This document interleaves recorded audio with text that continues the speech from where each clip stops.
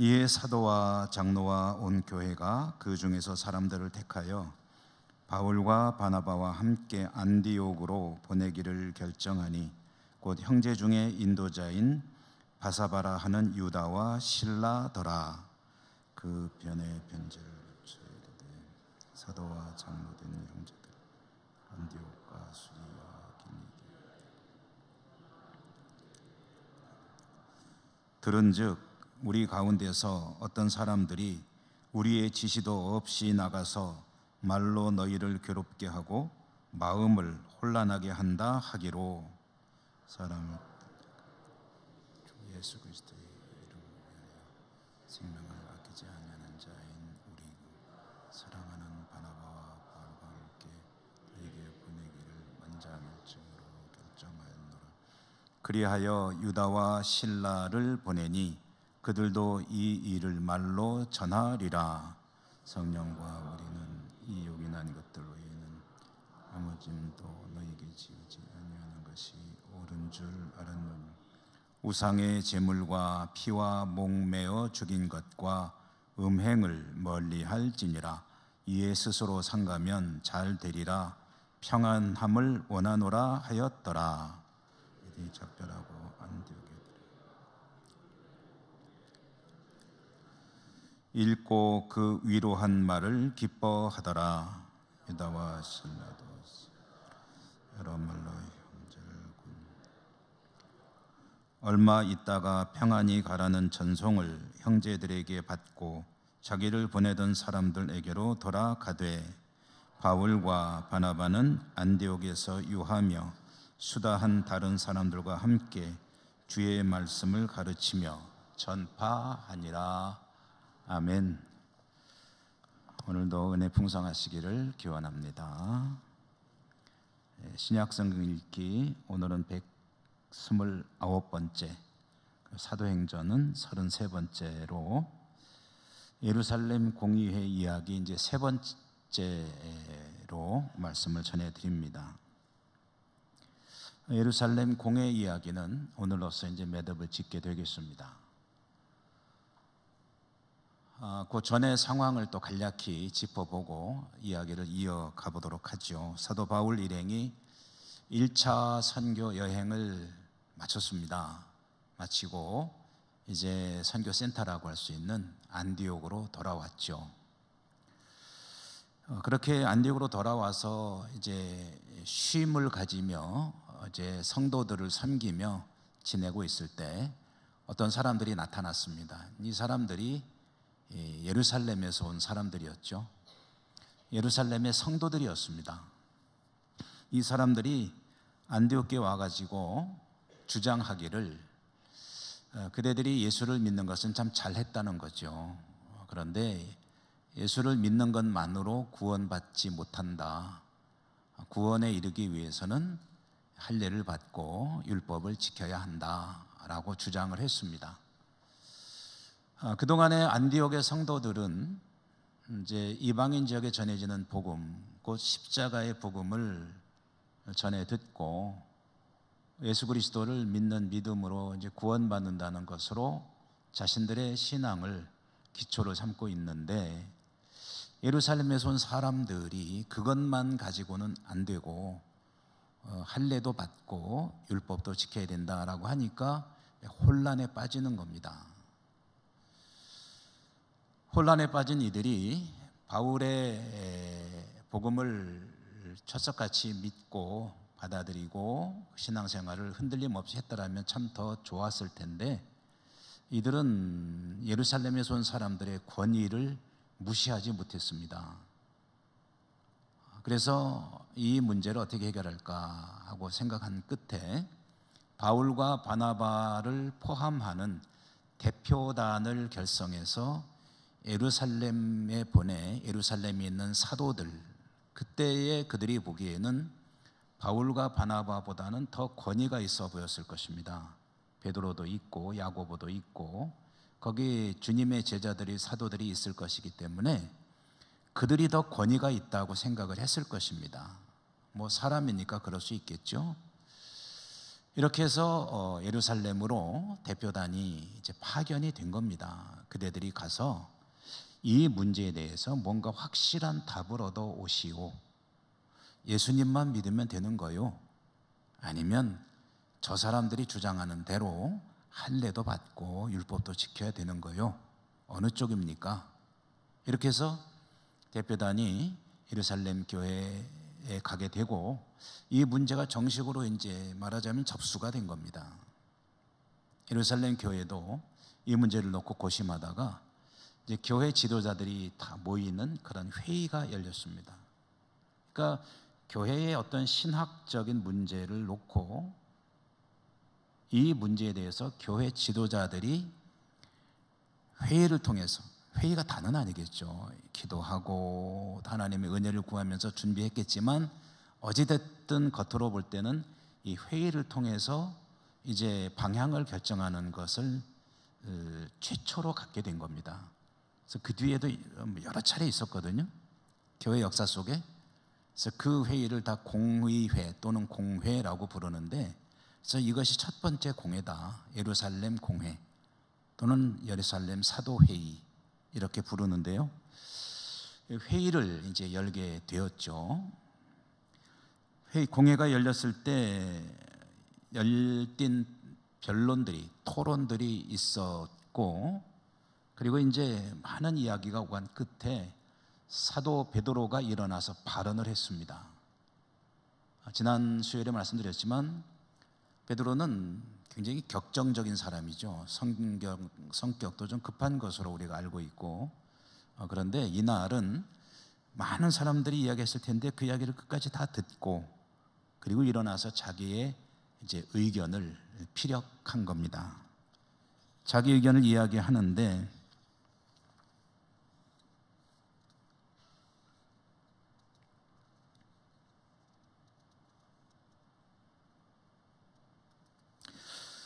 그 이야기하는 베드로의 이야기 내용은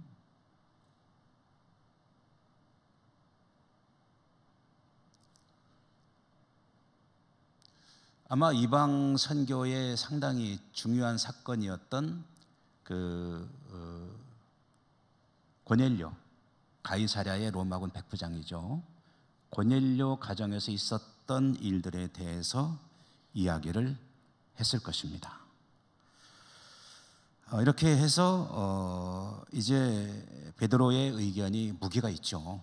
무게가 있으니까 거기 있는 사람들이 대체로 이제 그 의견을 이제 무겁게 여기고 수용했을 터인데 매듭은 누가 지었냐면은 야고보 사도가 지었습니다. 야고보 사도는 실질적으로 예루살렘 교회의 지도자였습니다. 예수님의 동생. 야고보 사도가 이제 결정을 지어서 결정된 사항이 뭐냐면 이방인 성도들에게 할례를 요구하거나 또는 율법을 지키도록 강요하지는 말자. 그들에게 그렇게 무거운 짐을 지우지 말자라고 결정을 했는데, 다만 네 가지만 이제 조건을 걸도록 하자. 말하자면 이 네 가지에 대해서는 지키라고 이제 말하자면 시다를 하자라고 한 거죠. 그 네 가지 이 사항이 뭐였냐면은 첫째로는 우상의 더러운 것, 두 번째로는 음행, 세 번째로는 목매어 죽인 것, 네 번째로 피, 이 네 가지를 멀리하라 라고 하면서 그 나머지 것들에 대해서는 멍에를 지우지 말자라고 야고보 사도가 결정을 하니까 그걸로 이제 결정이 됐습니다. 이 교회의 가장 그 당시로서는 이제 영향력 있는 지도자였고, 그러다 보니 이제 이 예루살렘 회의는 이렇게 결론을 내리게 되었고요. 결정된 사항을 바울과 바나바를 통해서 안디옥 교회로 회신해 주고, 그리고 또 다른 그 당시 교회 지도자 인물이었던 유다와 실라라고 하는 인물을 보내서 주변 교회들에게도 그 내용을 시달하도록 하자. 이렇게 이제 예루살렘 회의가 매듭이 지어졌습니다. 이제 안디옥으로 돌아온 대표단이 예루살렘 교회의 결정사항을 전해주니까 굉장히 해피엔딩이죠. 잘 정리가 됐습니다. 이방 성도들도 그렇게 무거운 짐을 짓지 않아도, 어깨에 짊어지지 않아도 되고, 그리고 이제 교회는 그 소식을 들으니 기쁘죠. 기쁘고 평안을 되찾았습니다. 문제는 해결이 된 거죠. 예루살렘에서 파송한 유다와 실라는 이제 예루살렘으로 다시 돌아갔고, 그리고 바울과 바나바는 안디옥에 계속 머물면서 성도들을 복음으로 양육하는 일을 계속했고, 그리고 얼마간 시간이 흘러서 바울과 바나바는 이제 두 번째 선교 여행을 떠나게 됩니다. 이 두 번째 선교 여행을 떠나는 이야기는 다음 수요일부터 함께 읽어가면서 보려고 합니다. 왜 다음 수요일이 아니고 다음 수요일이냐고 궁금해하실 분들을 위해서 그 이유를 말씀드리면, 다음 수요일에는 갈라디아서에 대해서 간략히 보려고 합니다. 갈라디아서를 왜 보느냐 하면, 사도 바울이 안디옥 교회에서 머물면서 2차 선교행을 떠나기 전에 머무는 동안에 갈라디아 지역에 써서 보낸 편지가 갈라디아서입니다. 그래서 이제 순서에 따라서 신약성경을 다시 순서를 매겨서 읽기 때문에 갈라디아서를 다 읽을 수는 없고요. 조금만 읽고 갈라디아서 이야기를 또 자세히 하려면 또 한참 걸리니까 1시간 동안에 간략하게 짚어보고, 그 다음에 이제 두 번째 선교행 떠나는 이야기를 다음 수요일부터 읽어 나가려고 하는 겁니다. 자, 오늘은요, 그래서 예루살렘 공의회 이야기를 매듭을 지으면서 예루살렘 공회가 결정한 내용에 대해서 조금만 더 살펴보고 오늘 이 이야기를 전부 다 매듭을 지으려고 하는 겁니다.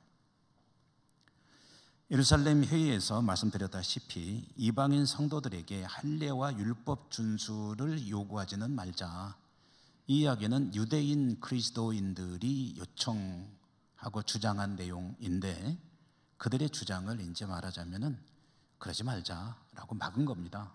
예루살렘 교회가. 예루살렘 교회는 거의, 제가 거의라고 하는 것은 눈으로 본 것이 아니기 때문에 그렇게 말씀드리는데, 거의 100% 유대인들입니다. 유대인 그리스도인들. 그러니까 여러분, 유대인 그리스도인들은요, 여러 차례 말씀드리지만은 태어나면서부터 율법으로 자신들의 삶의 기준으로 삼고 살아온 사람들입니다. 사람의 생각이라는 게요, 그렇게 쉽게 바뀌지 않습니다.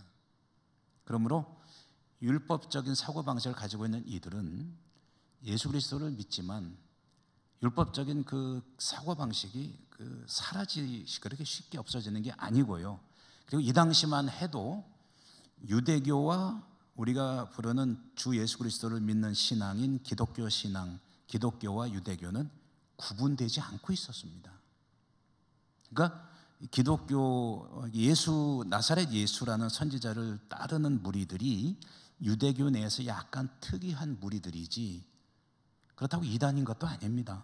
그 당시에는 유대교에서 볼 때 이단도 아니고 약간 특이한 신앙의 무리들이니까 기독교와 유대교가 분리된 게 아니에요. 그러니까 유대인들이 가지고 있는 정체성은 뭐냐면, 나사렛 예수를 믿지만 그러나 율법도 지키는 것을 늘 기억하고 있는 사람들이고, 이 사람들이 예루살렘 교회에 말하자면 거의 전부다. 사도들도 그랬고,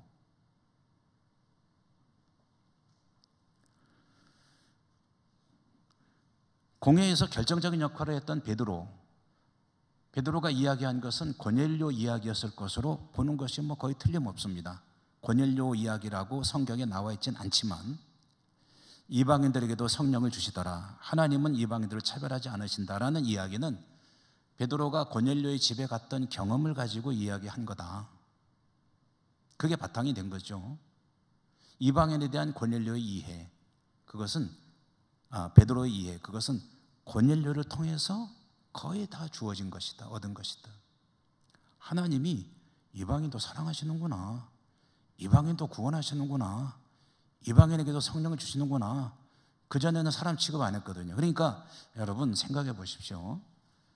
유대인들의 생각은 뭐냐면요, 쉽게 말하면 이겁니다. 이방인들은 사람이 아닌데, 그러니 하나님이 그들에게 성령을 주시고 구원하신다는 것은 이건 있을 수 없는 일인데, 그동안 그렇게 생각해 왔는데, 그런데 가서 보니까 그게 아닌 거예요. 그들이 성령 받는 것을 제가 현장에서 목격했거든요. 그리고 환상을 통해서 하나님께서 이방인들을 정결타고 내가 했는데, 하나님이 정결하다 하신 것을 네가 부정하다 하느냐? 그래서 혼났거든요. 고넬료가 초청했을 때 가이사랴에서 베드로는 가고 싶지 않았습니다. 안 가려고 그랬어요. 근데 하나님께서 가라, 성령으로 감동하시니 이제 갔죠. 가서 경험했던 내용들은 그야말로 충격적인 것이었습니다. 베드로에게. 그때부터 베드로의 생각이 확 바뀐 거예요. 아하, 이방인들에게도 하나님이 역사하시고 구원의 은혜를 베푸시는구나. 그러고 나서 예루살렘을 떠나서 한동안 이방인 선교를 위해서 이 사마리아 지역을 쭉 순회하면서 선교 활동을 하다가 이제 사도행전은 이때 마지막으로 나타나는 겁니다. 베드로가.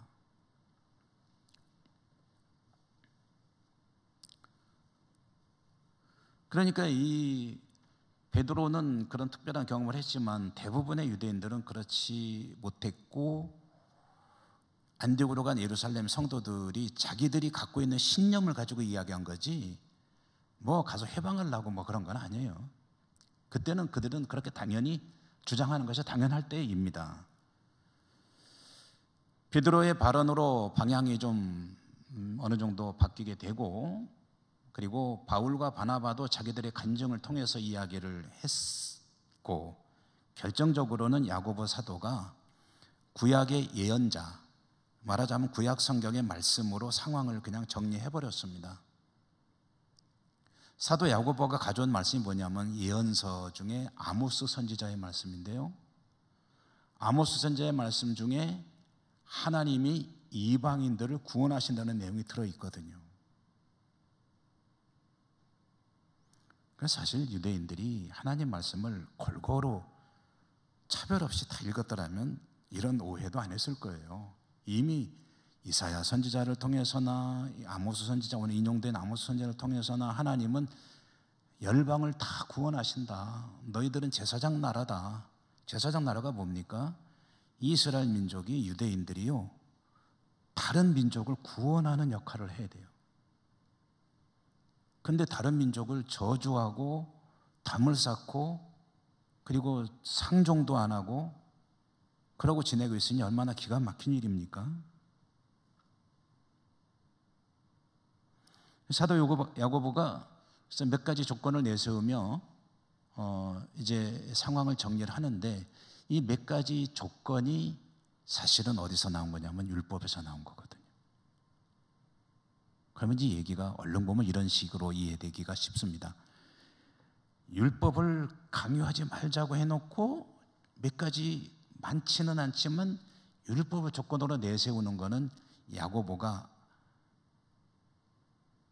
이게 뭔가 안팎이 다른 사람인가 아니냐, 위선자 아니냐, 겉으로는 슬쩍 아무 제약도 안 하는 것처럼 얘기해 놓고, 그리고 그러나 그들에게 요거는 좀 지키라고 요구하자. 네 가지. 뭐예요? 우상의 더러운 것과 음행과 목매어 죽인 것과 피는 멀리하라고 하자. 요게 다 율법에서 나오는 얘기들이란 말입니다. 율법 조항들이에요. 당장 우리가 봐도 우상 하면은 벌써 10계명 중에 첫 번째 아닙니까? 이거는 지키라고 하자 라고 하면은 풀어주는 듯 하다가 다시 뭔가 좀 올가매는 거냐, 뭐 할래는 얘기는 안 했지만, 근데 이것은 지난주에 잠깐 말씀드렸죠. 사도 야고보는 교회를 바라보는 시각이 지도자의 시각으로 바라보는 겁니다. 여러분, 죄송한 얘기지만 어느 위치에 있느냐에 따라서 대상을 바라보는 시각이 다릅니다. 산 밑에서 바라보는 것과 산 꼭대기 올라가서 바라보는 것은 시야가 다르고 바라보는 내용이 다릅니다. 비행기 타고 올라가면 훨씬 또 다르죠. 어느 위치에 있느냐에 따라서 바라보는 관점이 달라지고 시각이 달라집니다. 한 사람의 국민으로서 우리나라를 바라보는 것과 대통령에 대해서 바라보는 것은 다릅니다. 야고보 사도가 이 제시한 조건을 유대인들의 시각에서 보면은 그거밖에 제시를 안 해요 하고 불만스러워 하시죠. 그 네 가지 갖고 그거 뭐 그 일부 중에 일부 지극히 1%도 안 되는 거 아니요 라고 불만스러워 할 수 있고, 이방인들은 아니 뭐 아무 저기도 없는 것 같이 얘기하더니 왜 또 그런 조건을 내세우세요? 라고 불만스러워 할 수도 있는 그런 상황이거든요. 그러면 야고보는 왜 양쪽에서 환영받지 못할 이런 조건을 내걸었느냐 하면은 그가 교회 지도자이기 때문입니다. 사도 야고보는 유대인 성도들을 배려하는 그런 결정을 한 겁니다. 여러분 많이 들어보셨죠? 초대교회, 초기교회의 교회 구성원은 크게 둘로 나누어집니다. 하나는 유대인, 하나는 이방인 또는 헬라인. 그럼 이 두 종류의 사람들은요, 섞이는 게 쉽지가 않습니다. 너무 이질적이기 때문에. 근데 지금 어떤 결정을 했습니까? 예루살렘 교회의 거의 대부분인 유대인 성도들이 강력히 주장하는 율법 할례를 받고, 이 사람들은 다 할례 받은 사람들입니다. 지금 예루살렘 교회 성도들은 할례도 받아야 돼요, 율법도 지키라고 해야 돼요, 정결법 반드시 지켜야 됩니다 라고 주장하는 그 주장을 말하자면 묵살한 거거든요. 그들의 요구를 안 돼요, 이방인들에게 그렇게 하지 맙시다. 왜? 우리 조상들도 하기 힘들어했던 그걸 그 사람들한테 요구를 합니까? 교회 오지 말란 소리지. 이렇게 이 사람들의 주장을 묵살했는데, 이 사람들이 교회의 두 주축 세력 중에 하나란 말입니다. 자칫하면은 이 문제로 교회가 갈등에 휩싸일 수가 있습니다.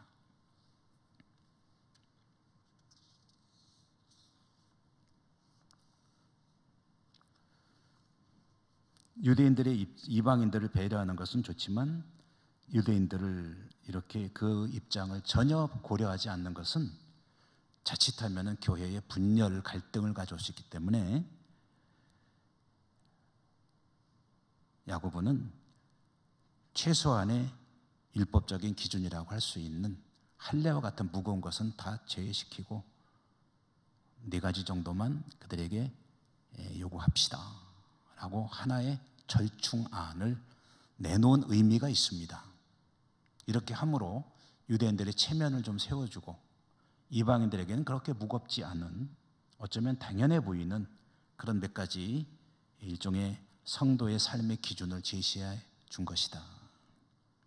그런데 여러분, 유대인 성도들을 배려한 것도 사실 문제가 있지만 요 네 가지 문제는 그 당시 교회들이 부딪히고 있는 현실적인 문제에 대한 하나의 기준을 제시한 것이기 때문에 두 가지 의미가 있다고 이제 볼 수 있습니다. 하나는 유대인들 체면을 세워주는 측면이 있다고 한다면, 또 하나는 교회가 부딪힐 수 있는 그 문제에 대해서 하나의 기준을 제시한 것이다.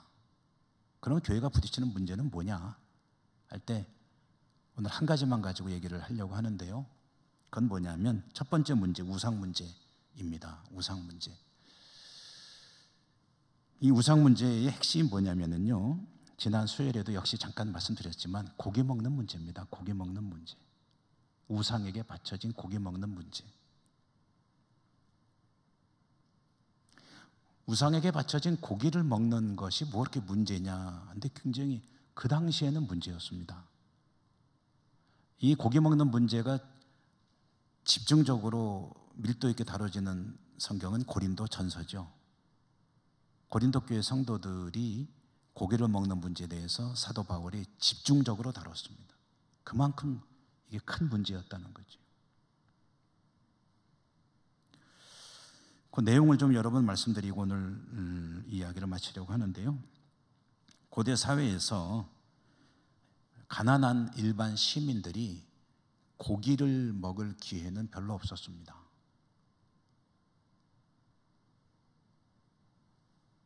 제가 이 말씀을 준비하면서 제 어린 시절을 좀 돌아봤더니 역시 고기 먹은 기억이 별로 없더라고요. 잘해야 어쩌다 닭 한 마리 잡으면 국물 얻어 먹는 거, 명절 때 또는 동네 잔치가 있을 때 그럼 뭐 한 두어 점 얻어 먹는 거, 생일날 잘하면 얻어 먹고 아니면 못 얻어 먹고. 고기라는 건 그 제가 맞는지 모르겠는데, 그래서 정육점에서 기름만 팔던 때도 있었던 것 같아요. 소 기름, 돼지 기름. 그럼 그거 사다가 된장찌개에 넣어서 끓여서 먹고, 그게 이제 지방을 섭취하는 그런 거 아니었나 싶어요. 요즘에는 다 떼어내죠.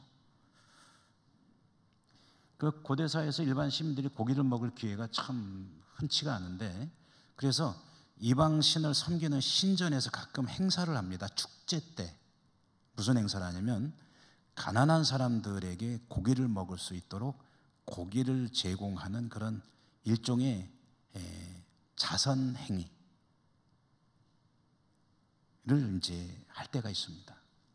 그럼 시민들은 이제 신전에서 베풀어 주는 고기이기 때문에 가서 이제 먹으면 되는 거예요. 물론 많이는 못 먹더라도 일단 고기를 먹을 수 있다는 게 어딥니까?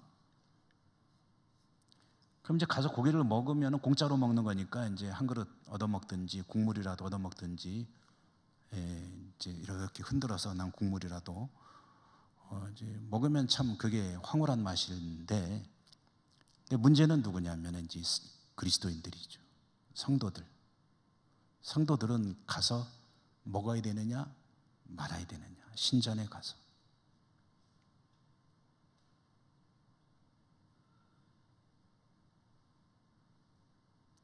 그리고 이제 또 한 가지는요, 신전에 가지 않더라도 이 시중에 유통되는 고기를 혹시 큰맘 먹고 한 근 사다가 찌개 끓여서 먹는다고 합시다. 우리식으로 좀 표현해 볼게요. 그러면은 신전에 정육점 가서 고기를 사와야 되는데, 이 고기가 말이죠, 이게 우상에게 바쳐진 고기일 확률이 대단히 높습니다. 이게 무슨 소리냐면, 그 신전에서는 짐승을 잡아서 제사를 지내잖아요, 신에게. 그러면 그걸 다 불태울 때도 있지만은 조금만 불태우고 나머지는 이제 그 신전을 섬기는 그 성직자들이죠, 사제들에게 이제 그게 돌아가기도 하고, 성경에도 그런 경우들이 있잖아요. 그러면은 그걸 다 먹을 수가 없으니까 그 정육점으로 내놓는 겁니다. 그럼 그 고기가 이제 유통이 되는 거거든요. 그러면 여러분, 그 신전에서 나온 고기는 일단 우상에게 바쳐졌던 고기가 이제 잘라가지고 이제 유통이 되는 거니까 한 근에 얼마씩. 이제 정육점 가서 고기를 사는데 이게 그런 고기일 가능성이 있고, 사실은 근본적으로는 뭐냐면 시대에 따라 조금씩 다를 수는 있겠지만, 또 도시에 따라 다를 수도 있겠지만, 뭐가 문제냐면 도축을 하는 모든 이 짐승들은, 소든 뭐든 다른 짐승이든 양이든, 일단 먼저 신에게 바치고 도축을 하는 그런 경우들도 많이 있었다고 합니다. 그러니까 시중에서 유통되는 고기는 일단은 신에게 바쳐진 고기라고 보는 것이 더 마음이 편해요. 그렇게 고기를 사다가 먹더라도 이제 이게 우상에게 바쳐진 고기일 가능성이 대단히 높기 때문에 이게 문제가 되는 겁니다. 일반인들이야 뭐 신경 쓸 필요도 없지만, 성도들은 우상에게 바쳐진 고기다라고 생각하면은 먹으려니까 이걸 먹어야 되나 말아야 되나.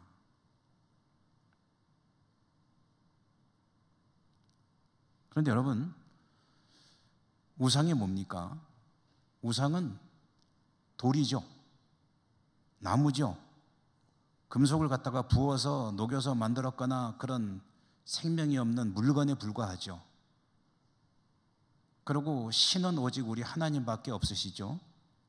그러니 신이 아닌 물건에게, 돌에게, 나무에게 갖다가 제사 지냈다고 한들 거기 뭐 귀신이 들어오는 것도 아니고 뭐 무슨 의미가 있겠느냐. 그러니까 그거 신경 쓰지 말고 먹읍시다 라고 하면 이 말이 맞습니까? 틀립니까?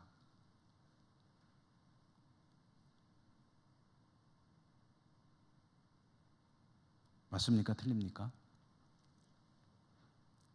그거 우상 아무것도 아니잖아요.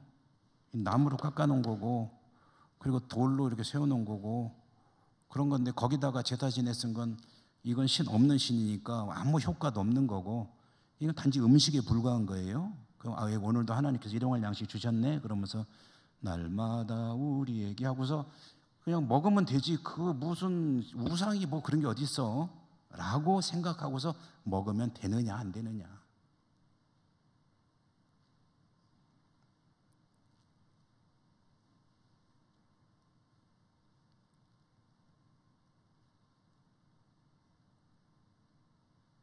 조금 더 우리 실감나게 말씀드려 볼게요. 집에 이렇게 가만히 앉았는데 비 오는데 옆집에서 떡을 가져왔어요. 떡을 가져왔는데 이거 웬 떡이에요? 그랬더니 방금 고사진 했다고. 차를 한 대 새로 샀거든요. 그래서 동태 한 마리 달아놓고 그러고 떡 조금 해가지고 막걸리 좀 뿌리고 그래서 고사진 했어요. 사고 안 나게 해달라고. 떡 드세요. 고사진 했대요 글쎄. 그리고 머릿고기도 조금 썰어왔어요. 그거 먹어야 돼요? 말아야 돼요? 그보다 좀 센 걸 해볼까요? 저 옆집에서 굿을 했는데, 굿 아시죠? 요즘에 구경하기 좀 희귀한 그거죠. 굿하고서 그리고서 이제 이렇게 좀 음식 좀 나눠 먹자 가져왔어요. 드세요. 그거 먹어야 돼요? 말아야 돼요? 드실랍니까? 안 드실랍니까?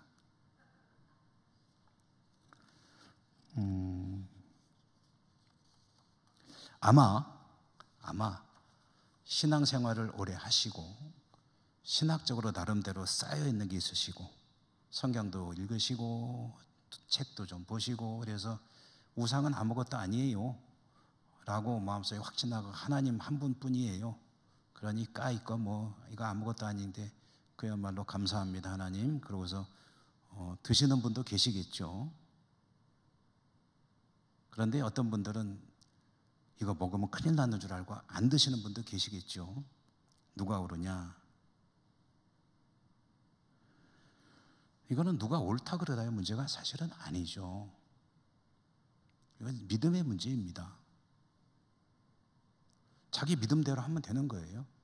아무것도 아니더라고 먹으면 돼요. 왜 안 됩니까?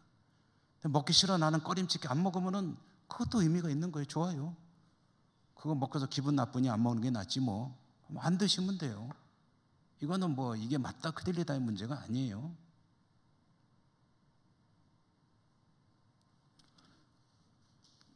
제가 부목사로 사역할 때 이제 교우들과 함께 이제 주로 이제 구역장님들이나 이런 분들 가끔 이제 소풍을 가면은 여기저기 가는데 관악산을 한 두어 번 갔던 것 같아요. 관악산 등산 과천 쪽에서 올라가는 등산로로 따라 올라가다 보면은 꽤 알려진 암자가 하나 있습니다. 연땡암이라고 하는 그런 암자가 하나 있는데 그 암자에서는 식사 때가 되면 식사를 제공해 줍니다. 지나가는 사람들을 위해서. 근데 희한하게 구역장님들하고 아침에 출발해서 과천 가서 차 세워놓고 등산로 따라 올라가다 고기 좀 더 차먹고 점심때가 되네. 그러면은 산에서 뭐 밥 사 먹을 때도 없고 밥이나 한 그릇 여기서 먹고 갑시다. 식당까지 또 잘 해놨어요. 뭐 이제 비빔밥을 해주거든요, 보통. 야채 넣고 그리고 고추장 넣고 그리고 이제 밥 비벼서 이제 먹게끔 된장국 주고 밥을 먹는데 여러분 그 암자에서 주는 밥을 먹어야 될까요? 말아야 될까요? 저는 먹었을 것 같습니까? 안 먹었을 것 같습니까?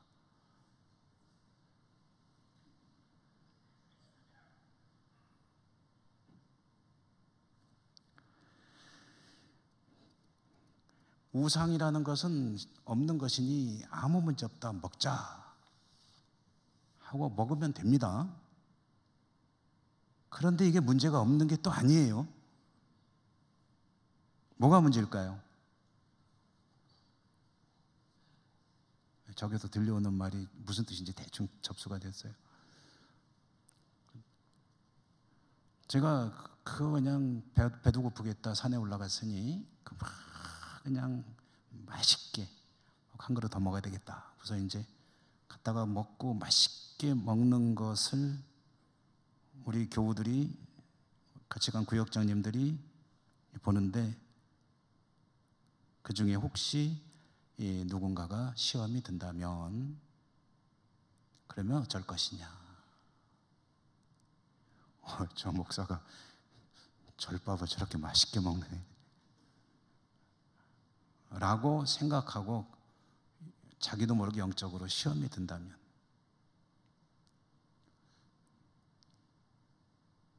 여러분 이 문제는 사실은 음식 문제지만 교회 전반에 다 걸치는 문제입니다. 나는 내 신앙 양심에 옳다고 생각해서 별 문제가 없다고 생각해서 했는 행동, 거리낌 없이 행동했는데 거침없이, 그리고 내 수준에서 볼 때는 그건 아무 문제가 없는 행동인데, 그런데 이제 막 신앙생활을 하기 시작한 누군가에게는 그런 행동이나 말 한마디가 상처가 될 수가 있거든요.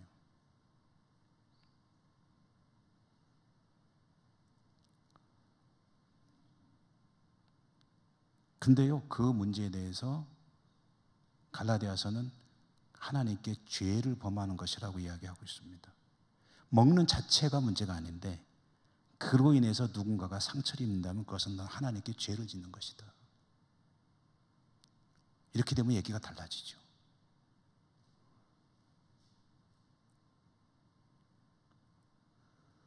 그러니까 사도 야고보가 결정한 것은요, 그 당시 교회들이 가질 수 있는 그 문제에 대해서 가장 흔한 문제였을 것입니다. 이 고기 문제가 우상의 더러운 것, 뒤에 보면 우상의 제물이라고 아예 직접 이야기를 하고 있습니다. 그 문제에 대해서 시다를 하자. 이것은 우상의 문제고 그것을 조금만 더 해석하면은 나의 아무 문제 없는 신앙 생활과 활동이 되나요? 이방인 성도들이 상처를 받을 수도 있다. 또는 이방인 성도들의 거리낌 없는 행동을 해서 유대인 성도들도 아파할 수도 있고, 또 같은 이방인이요 유대인이라 할지라도 한 교회 내에서 이런 일이 벌어질 수도 있고. 고린도 전서에서요 사도 바울이 이 우상의 고기를 먹는 문제에 대해서 이렇게 결정을 하고 이야기를 하는 대목이 고린도전서 8장 13절인데요 제가 방송실에 부탁을 안 했기 때문에 제가 읽어드리도록 하겠습니다. 한번 들어보십시오. 그러므로 만일 음식이 내 형제를 실족하게 한다면 나는 영원히 고기를 먹지 아니하여 내 형제를 실족하지 않게 하리라. 아멘. 바울이 그 얘기해요. 먹는 거 아무 문제 없다. 그거 옳다. 우상은 없는 건데 뭐.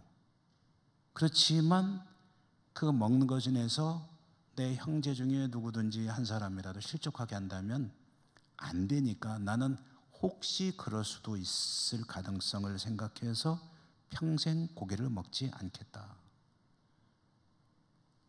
그럴 경우가 된다면 안 먹겠다는 뜻입니다. 저는 바울이 채식주의자인지는 잘 몰라요. 그런데 그럴 상황이라면 고기 안 먹겠다 앞으로. 혼자서는 먹어도 되겠죠. 아무도 안 볼 때. 아니면 다 같이 고기를 즐기는 사람들이라면 같이 먹어도 되겠죠. 그런데 그 문제를 끔찍하게 하는 누군가가 같이 있다면 안 먹겠다는 거예요.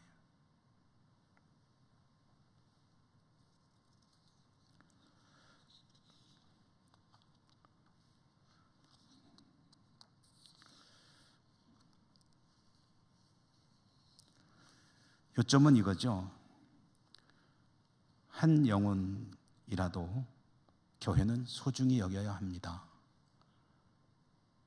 나의 자신감 있는 신앙 행위로 인해서 내가 뭐가 틀려서 나는 떳떳해요 라고 말할 수 있는 일이라 할지라도 그 나의 당당한 행동으로 인하여 한 영혼이라도 실족하는 일이 있다면 안 되기 때문에 우상에게 바쳐진 고기, 곧 고기 먹는 일에 대해서 신중하도록 교회들에게 요청합시다. 이 이야기입니다. 사도 야고보의 시선은 어디에 있냐면 어떻게든 교회가 영혼 구원하는 일에 걸림돌이 없어야 합니다 라는 이야기를 한 것이고요.